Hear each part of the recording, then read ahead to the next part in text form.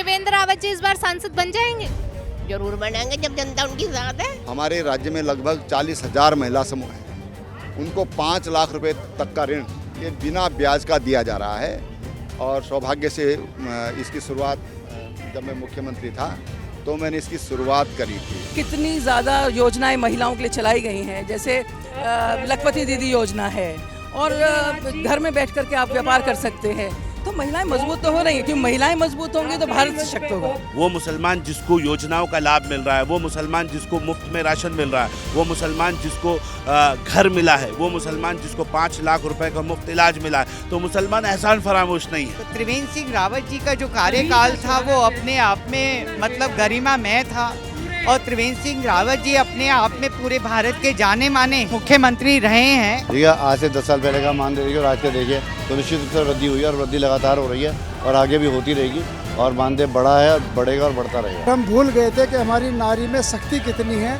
हम ही अपने घर की नारी को ये भूल गए थे कि हमारी शक्ति नारी में है।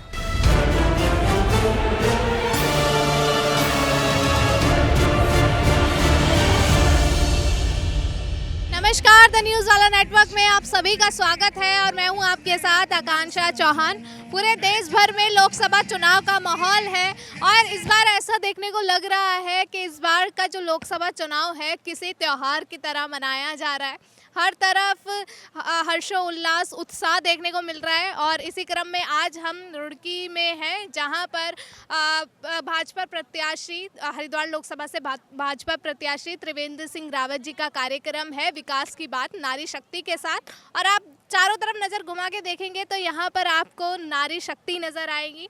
सब बैठे हुए हैं त्रिवेंद्र सिंह रावत जी के इंतज़ार में कि वो कब आएंगे और यहाँ पर संबोधन करेंगे। तो जब तक त्रिवेंद्र रावत जी आते हैं उससे पहले हम यहाँ की महिलाओं से बात कर लेते हैं कि उन्हें क्या लगता है कि इस बार त्रिवेंद्र रावत जी को कितने वोट मिलने की उम्मीद है। किस लिए आए हैं आप यहाँ पे?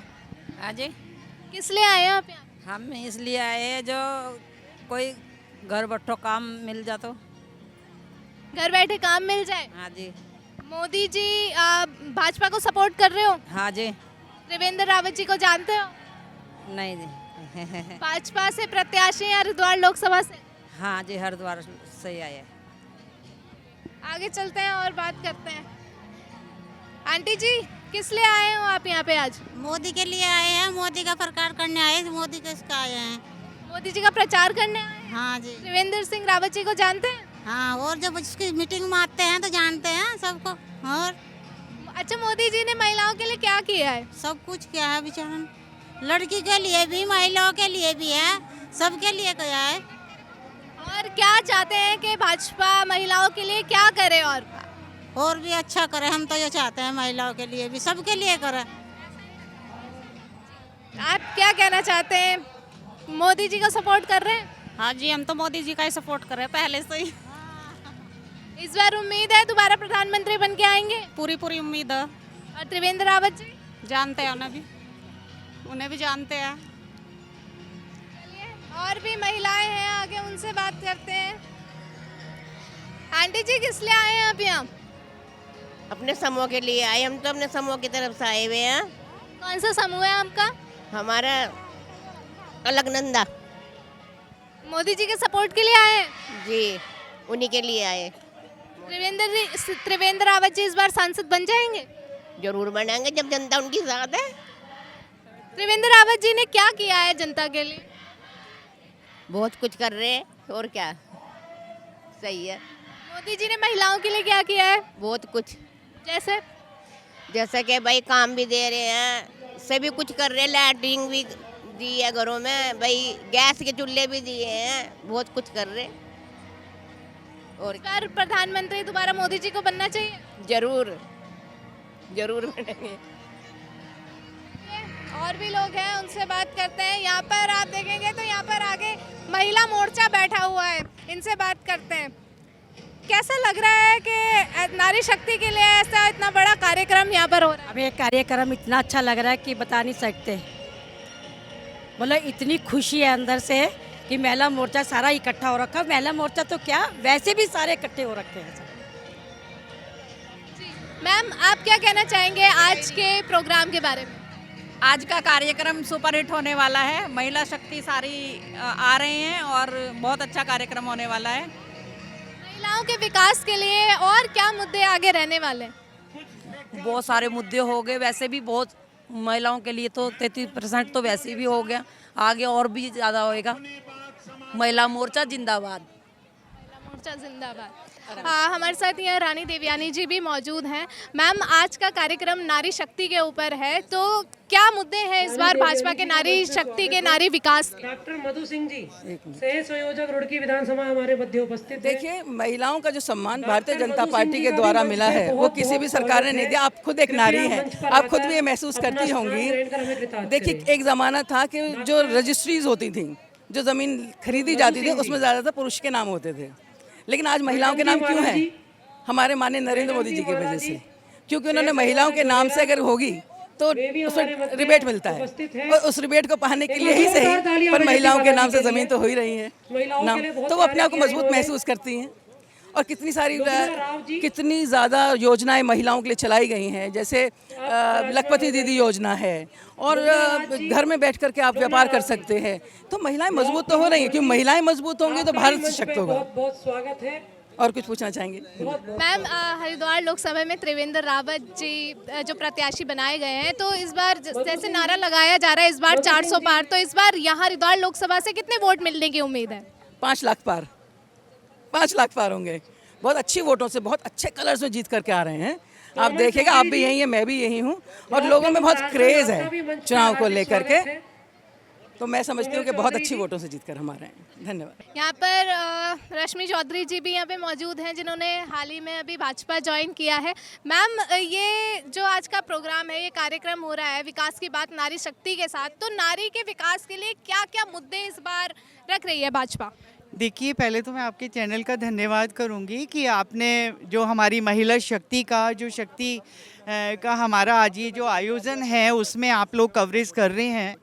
और सेकेंडली जो महिला शक्ति का जो भी सशक्तिकरण है वो मतलब कि नरेंद्र मोदी जी के कार्यकाल में बहुत मजबूती से हो रहा है। चाहे वो कश्मीर का 370 हो, चाहे महिला आरक्षण की बात हो, 33% महिला आरक्षण जो हुआ है वो नरेंद्र मोदी जी के नेतृत्व में फाइनलाइज हुआ है। और महिलाओं के लिए उन्होंने विभिन्न प्रकार की योजनाएं चलाई हैं, चाहे वो महिला लखपति दीदी हो, चाहे बेटी बचाओ बेटी पढ़ाओ हो। बहुत सारी योजनाएं हैं जो नरेंद्र मोदी जी के माध्यम से पूरे भारतवर्ष में, पूरे उत्तराखंड में मतलब कि महिलाएं लाभ ले रही हैं उसका। और जो भी हमारा भारत का जो गरीब तबका है वो कम्प्लीटली हमारी महिला शक्ति नरेंद्र मोदी जी की जो योजनाएं चलाई हैं, इम्प्लीमेंट करी हैं, क्योंकि उनकी जो योजनाएं हैं वो हवाओं में नहीं हैं, वो ज़मीन पे धरातल हैं, ग्राउंड टू अर्थ हैं। तो त्रिवेंद्र सिंह रावत जी का जो कार्यकाल था वो अपने आप में मतलब गरिमामय था, और त्रिवेंद्र सिंह रावत जी अपने आप में पूरे भारत के जाने माने एक्स मुख्यमंत्री रहे हैं। और उनके कार्यकाल में बहुत सारे ऐसी योजनाएं, ऐसे काम और ऐसी चीज़ें हुई हैं कि जिनको वर्णन करना तो बहुत लंबा हो जाएगा। आयुष्मान कार्ड देखिए आप, कि आयुष्मान कार्ड जो है उनका पूरा भारतवर्ष, पूरा उत्तराखंड उनका लाभ ले रहा है। धन्यवाद मैम। हमारे साथ यहाँ पर शादाब शम्स जी भी मौजूद हैं। सर सबसे पहले तो स्वागत है आपका द न्यूज़ वाला नेटवर्क। बहुत धन्यवाद, बहुत धन्यवाद। आज का जो ये कार्यक्रम है नारी शक्ति को समर्पित है, तो आप क्या कहना चाहेंगे आज के कार्यक्रम के बारे में? मुझे लगता है कि उत्तराखंड मातृभूमि जो हमारी मातृशक्ति है उसी की देन है आज, जहाँ हम उत्तराखंड जो हमें मिला है। और मोदी जी ने तो हर जगह, चाहे वो बहनों को आरक्षण का मामला हो, 33% आरक्षण सामने आ गया है। मुझे लगता है कि आने वाला वक्त बहनों का है, तो भाइयों को भी पीछे पीछे लगना पड़ेगा, और कुछ बचा नहीं है। मुझे लग रहा है कि देश बहुत तेज़ी से आगे बढ़ रहा है और देश की आधी आबादी को उसका हिस्सा मिल रहा है। तो अब बाकी सब लोग भी हौसला अफजाई के लिए यहाँ आए हैं। कार्यक्रम पूरी तरह से बहनों का है और मुझे लगता है कि अब बहनें लीड कर रही हैं। और देवभूमि उत्तराखंड ने हमेशा एक मजबूत संदेश दिया है और हरिद्वार के इस खूबसूरत माहौल से देवभूमि उत्तराखंड एक अच्छा संदेश देने जा रहा है। मुझे उम्मीद है कि बहनों ने हुकार भर ली है और बहनों की खास मोहब्बत मोदी जी के लिए है।